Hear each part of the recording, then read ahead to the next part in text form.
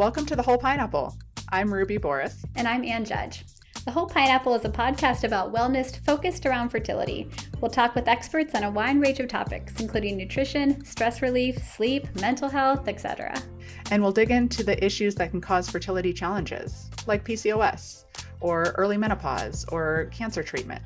So if you're curious about your fertility, whether you're ready to start a family, or you're preserving your options for the future, let's dig in.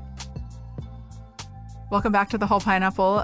We are here to talk about fertility preservation again, but just in a different direction. I'm Ruby Booras. I'm Ann Judge. And we're bringing back Dr. Lynn Davis, and we're so excited to talk about fertility preservation, but today we're talking about it in terms of people that are undergoing gender transition, which is a really important topic. So let me reintroduce Dr. Davis if you didn't listen to the episode last week. Dr. Davis attended University of Virginia, where she double majored in biology and psychology. She then went on to attend medical school at the University of Colorado. She completed her OB/GYN residency at Harvard and received her master's in health research and policy from Stanford University. She concluded her training with her REI fellowship at Stanford University, where she also completed a postdoctoral fellowship at the Stanford Agency for Healthcare Research and Quality, and served as a clinical instructor in the Department of OB/GYN. And in addition to receiving many awards and recognition, Dr. Davis developed our Seattle Reproductive Medicine's Fertility Preservation Program, which is what we're talking about today. Thanks for coming back to talk with Welcome us. Back. Thank you so much for having me. It is such a pleasure to be here. What an honor. Well, and it's interesting in our episode on fertility preservation for those facing a cancer diagnosis, we talk about how things are relatively new in the time frame of fertility treatment. But I feel like this is another topic that's even a little bit newer in terms of us realizing how important it is to have this conversation. And so I'm super excited that it's become more of a standard part of our practice. And I'm happy to have you here so we could kind of outline a little bit the rationale and, what can be a little bit different, what can be a little bit challenging. And yeah, thanks for coming back again. Thank you so much for having me. Yeah, it's really been amazing to see the evolution of this over the last 15 years. When I came to SRM in 2008 is when we got the fertility preservation program started. And we had so few cases of people coming through for any indication whatsoever, and it grew exponentially over time. And of course, this indication has been changing so much over the last decade and a half. So I think it's been a really important part of, the journey for somebody who's doing that transition. So let's start maybe a little bit just talking about, why this is a conversation that we even have. So for those that have testicles, what are some of the issues when it comes to starting gender affirming hormone therapy and what that might do in terms of sperm production and fertility potential? Let's start with just with those with testicles, and then we'll do ovaries and kind of go from there. Okay, so the issue is for those with testicles, at the start of puberty onset, the main decision is whether to go on a puberty blocker like a GnRH agonist like leuprolide acetate. That just buys you a little bit of time before all the secondary sex characteristic changes may occur that can be unwanted. And then separate from that, additional gender affirming hormone therapy. These are the kinds of things that in general will be suppressing spermatogenesis. And for young people with testes, there's probably just a narrow window of time when you may be able to collect a sample with sperm in case that person ever does want to have a family later. We have found that if people don't do it at the very beginning, they're just very unlikely to want to go off their gender affirming hormones later for the purpose of spermatogenesis. It is not a comfortable feeling. People don't like to be off hormone therapy, and it can take quite a long time and not even reliably result in spermatogenesis later. So trying to capture that perfect moment as you're leading into the transition would be ideal if possible. So we have different cases. So sometimes we'll have adults that are coming to us who want to start their gender affirming hormones. But you're right. We also have children who are in that pubertal age that we are trying to decide if we want to start those pubertal blockers, which can be so great before starting gender affirming hormone therapy. But when we're blocking puberty, we're preventing that spermatogenesis from really taking and hold. We're tossing around spermatogenesis is that process of the body like forming and producing and mature sperm and producing sperm. like basically producing sperm that are capable of then on their own fertilizing an egg later.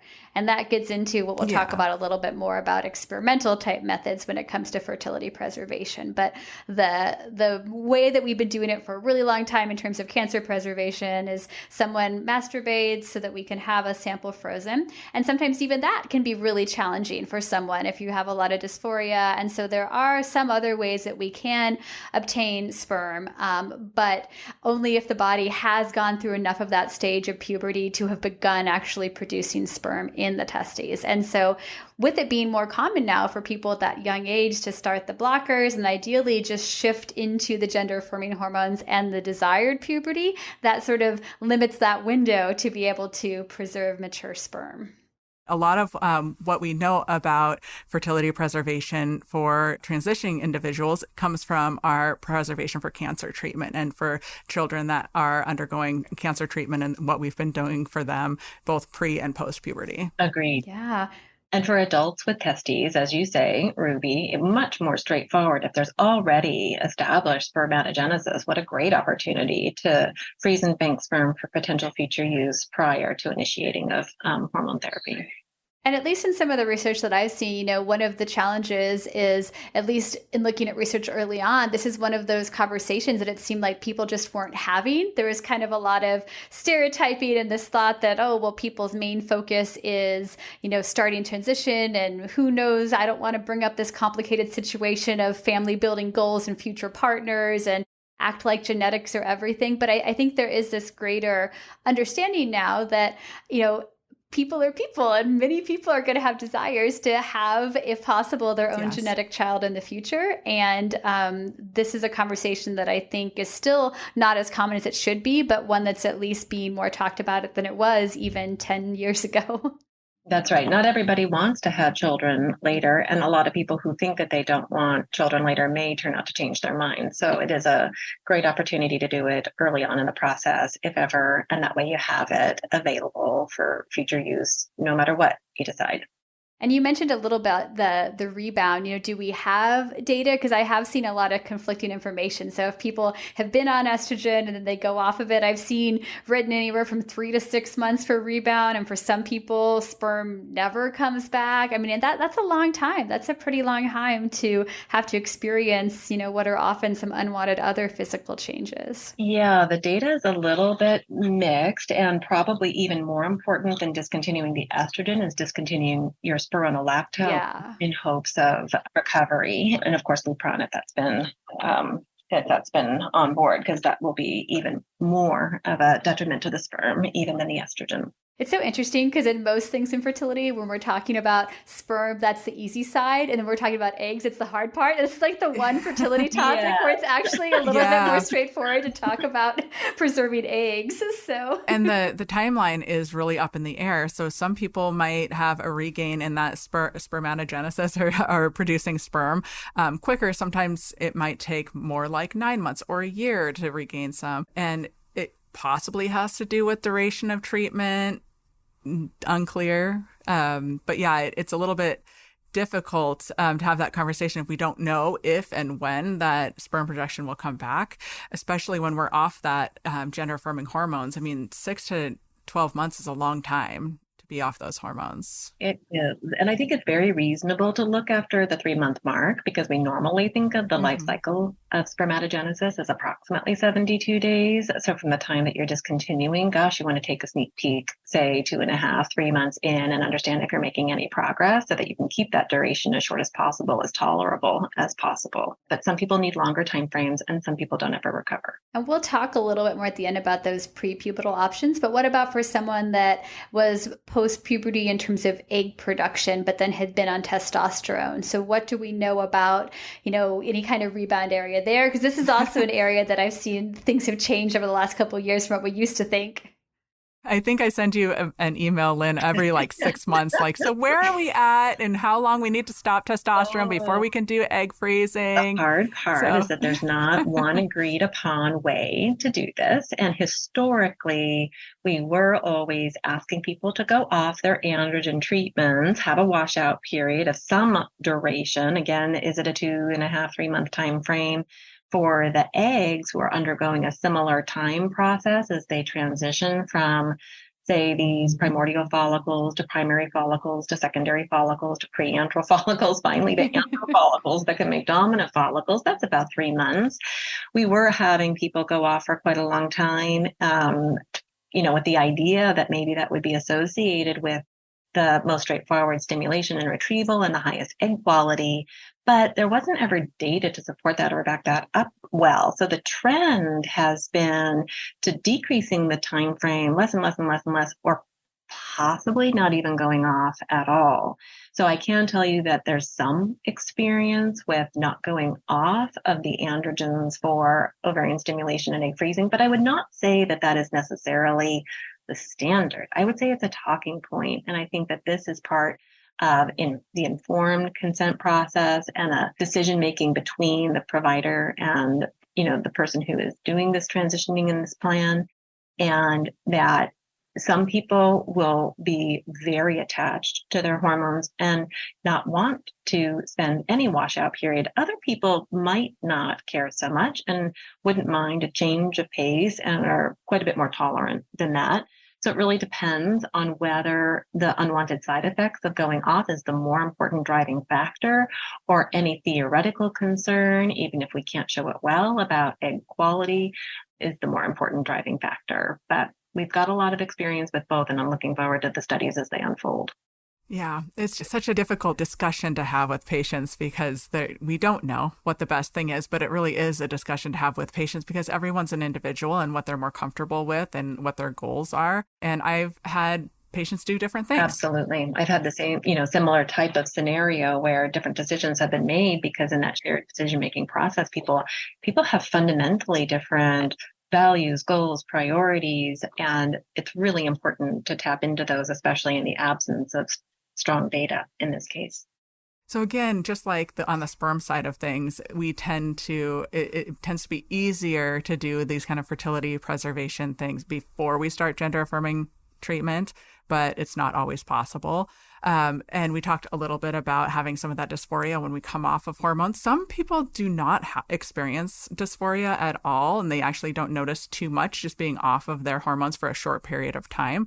But there's also one thing that I can have patients consider too is the dysphoria that might happen with the treatment itself physically, because we do a lot of pelvic ultrasounds, vaginal procedures, things like that need to have a discussion as well. We have alternatives like abdominal ultrasounds. Some people are just fine doing vaginal ultrasounds and other people are not. So that's another kind of discussion to have with patients before they go into treatment. And a lot of times too, like we try and be just as open about language as possible. Like I'm always just like, I'm going to be doing an internal ultrasound. Like, we can kind of use whatever terminology is also the most comfortable for people. Mm-hmm. I know a lot of clinics, sometimes they'll redo diagrams, instead of showing everything, always having a diagram with ovary and vagina canal. I mean, you can make very clear what we're doing without also potentially adding stress to the process. So definitely we want patients to self-advocate too and tell us, anything we can do, make this process a little bit. I mean, for everybody, it's never a comfortable process. That's the hard part. Most people coming to the fertility clinic, Yeah. it's always going to come with a certain level of discomfort, and we want to make everything as least terrible as we can for every single person that walks in the door to come see us. And I'll mention it's a lot more straightforward now to do abdominal monitoring, like you say, Ruby, because now we have our antagonist protocols, we have our Lupron triggers, we have our AMH levels. We're not as concerned about ovarian hyperstimulation syndrome and the safety aspect of going, quote, too high, like we used to historically. So it is reasonable for people, depending on habitus and whatnot, to be able to try to look from above and see if we can get the information that we need that way before necessarily doing an internal ultrasound. We also have better ultrasounds. Man, it's crazy for me to see some of the diagrams from Yeah, we ultrasound pictures do. from like 10 years ago where it's like gray Yeah. shadows and bare follicle counts. I mean, the fact that the diagnostic criteria for diagnosing PCOS had to up the follicle count because we can just see follicles so much more clearly now with ultrasound now than we used to. I mean, it really has made it a little bit easier in terms of our ability to assess. So yeah, we have patients that for all types of reasons will sometimes do a whole cycle and never have an internal ultrasound. So that's definitely something to talk about too. And I think part of what makes people feel more comfortable is coming to a place where they know that they have advocates, people who are there on their behalf, who really want to treat them the way they wish to be treated and would like to know what their, name and pronouns are and how they would like to be referred. And if we can find the continuity of care and get a provider that they know who they've met before for their next visit and these kinds of things, I think all go, far to just increasing the comfort level. And we see the Yeah, for whole sure. spectrum of people coming in for care too. Some people are already partnered, they have a very clear treatment plan of what they intend to do with the gametes they're retrieving. And other people are, just want to have options for the future, have no idea if they're going to want to try and have a child, but want to preserve some genetic material. So depending on how much we know about someone's plans and wishes, that kind of guides what we're going to do with sperm or eggs once we get that material out. And so it's nice to have that good relationship so that you can have a discussion about all those options.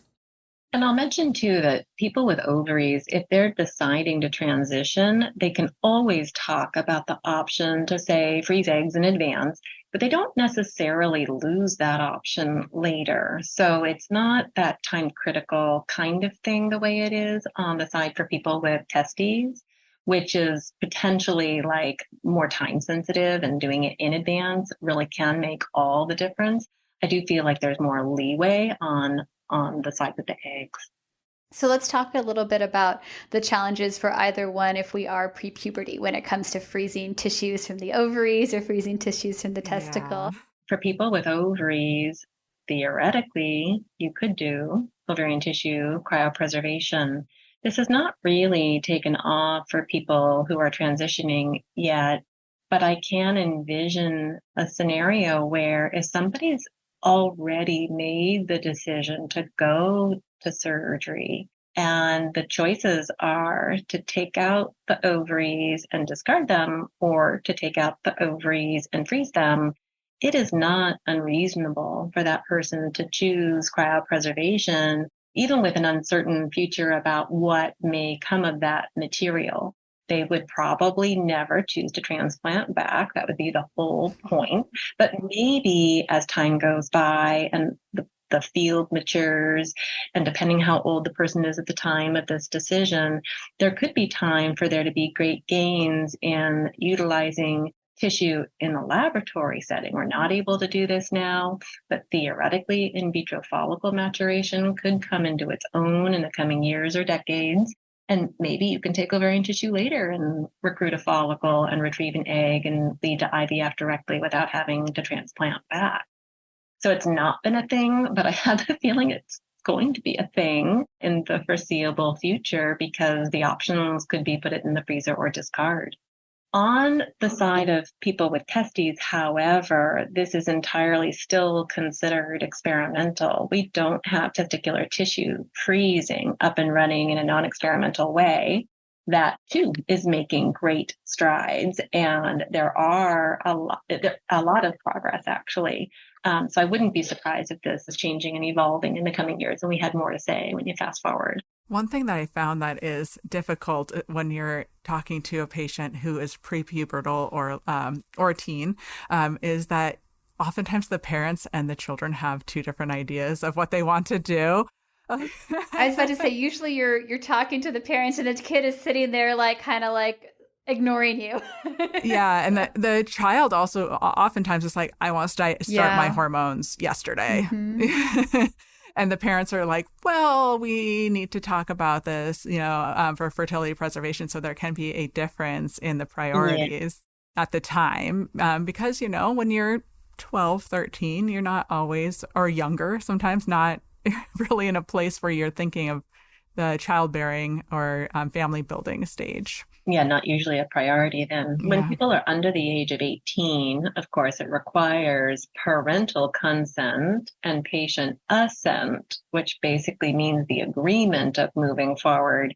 But the legally binding part is the parent signing the consent form.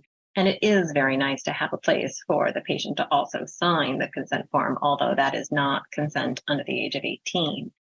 And then the idea is you've got to keep track of that patient's birth date and when they turn 18, a new restructuring of those consent forms, because then they are legally in control of that reproductive material moving forward. But I agree, there is in general a disconnect where the young person may not be so forward thinking about future family building the way their parents might be quite keen on that concept. Do we have any sort of data on percentage of people that pursue preservation prior to transition? Or do we have data where they've like surveyed and talked about regret? I've seen different numbers kind of tossed around, but... Yeah, there's certainly data on this. I'm not sure that I can quote you anything right off the top of my head, but I would say the uptake of sperm freezing in advance of transitioning is higher than egg freezing in advance of transitioning, generally speaking, and rightly so. And that regret is a complicated topic, and there's not ever going to be a 0% risk. So I feel like regret can be a hot button topic, unfortunately, because you can always find a heartbreaking story, but it doesn't negate all of the benefits for the majority of people who don't have regret issues. So I'd love to be able to put a number to it. I think it's really hard to make sure that any study on this would find the right denominator. So you've got to know that you've been inclusive to be able to get a reliable number. But it's more the anecdote here, like the story of the individual itself, even, I think, than what the numbers can represent. And as just kind of an example of like what we're talking about in the limited amount of research, it's when I did my capstone project, when I did my research for my doctorate, there were 2 research papers on transitioning patients and family building at the time. It's much better now, but we're still talking about like very small numbers in comparison to all the other fertility or reproductive research out there and research in general. It's still a lot needs to be done in this area. So just make sure we're summarizing everything correctly, because I know we've kind of bounced around a few different topics. So people that have not yet started transitioning hormones, gender-affirming care, it's the idea is if you're post-puberty, banking sperm, relatively simple. You know, freezing eggs, that process of still having to stimulate can take a couple weeks, but we can do a lot of things to make the process hopefully, you know, a little bit easier in terms of how we do monitoring. And then if people have already been on hormone therapy, that's where it can be trickier for sperm, because we may or may not get a rebound, and you often need a longer time frame having stopped those hormones. But preserving eggs, we're learning more about maybe not needing to have to be off for quite as much time, and we don't have that same time-sensitive rush then on the egg side to have to preserve before starting hormones that we might on the side we're talking about the functioning of the testicles. Is that right? I think that's an excellent summary, Anne. Okay. And, you know, a big thing is just talk to your fertility provider if you have any concerns about anything when it comes to fertility preservation, especially if there's something that you might be uncomfortable with. If it's like masturbation for sperm collection, if that's an issue, sometimes that can be an issue for somebody. What's it going to feel like to have a period again? If you have a uterus, usually you have at least 1 episode of bleeding with an IVF cycle when you freeze your eggs. So things that are really important that you don't always think about. Well said, Ruby. Now I see why you guys run this podcast. Well, we tried. You know, I'm so glad that you're having this conversation. Again, I feel like this is another market that we don't get enough attention to. I mean, this is a really important thing to talk about. Ruby and I are hopefully going to be interviewing Hank Greeley of the book The End of Sex, which is all talking about, you know, how in the future maybe everybody will be combining sperm and eggs. And there's this great chapter where he's like, if you look at it from a economic point of view, like, why why do we reproduce sexually anyway? Like now that we have contraception and we could do IVF, like why does anyone ever have kids? But like there seems to be this biologic and, psychological, a lot of people do feel this pull to reproduce. And you don't always know if you're going to feel that pull when you're in your 30s, when you're in your early 20s, and it's hard to make those future predictions. There's always this uncertainty. And so at least having a conversation to make sure you understand the options that are available can help people feel informed, unless we all end up following the end of sex predictions. So listen to that podcast when it comes out, because that's assuming that we are going to have that breakthrough of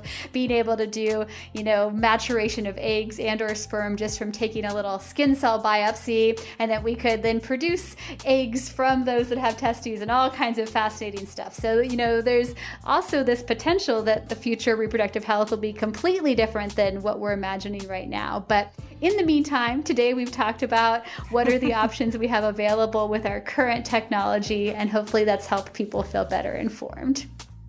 And look at how it's going to change over the years. That'll be the exciting part. So much. Yeah, we didn't even talk about uterus transplant or anything That's like true, that yet. Yeah. So. And that is part of it too, though, when people, not to that degree, but when people are talking about freezing gametes, that's why we like to talk a little bit about future use, because that use with what we might consider an intimate partner is different in the eyes of the FDA than if you were thinking about having to also have a gestational surrogate, have an egg donor. So we always, if someone is already partnered, it's useful for us to know what that reproductive plan would be so that we can help people do the appropriate screening to give them the most future use of any material that they are preserving. And they may not know. Yeah, so sometimes we talk about all options, but yeah, whether you're going to need donor sperm or donor eggs, whether you're going to need a gestational carrier, all things to consider. Absolutely.